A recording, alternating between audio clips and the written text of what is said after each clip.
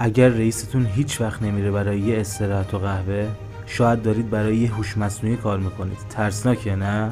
هوش مصنوعی با سرعت نور داره پیشرفت میکنه. دیگه فقط یه ابزار نیست، کل بازی رو عوض میکنه. از رانندگی ماشینامون گرفته تا تشخیص بیماری‌ها، هوش مصنوعی داره تصمیمایی میگیره که زندگی ما رو شکل میده. اما قدرت زیاد مسئولیت زیاد هم میاره. تا سال 2030 شاید اتوماسیون باعث بشه 50% از نیروی کار بیکار بشن. میتونه میلیون‌ها شغل جدید هم ایجاد کنه. راه حلش چیه؟ ایجاد تعادل بین نوآوری و اخلاق.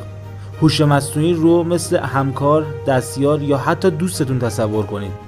آیا برای همچین آینده‌ای آماده این؟ فقط زمان میتونه جواب بده. اما یه چیز قطعی است. هوش مصنوعی اومده که بمونه. پس بیایید هوشمندانه اون رو شکل بدیم. به بس بپیوندید. آیا هوش مصنوعی بر انسان‌ها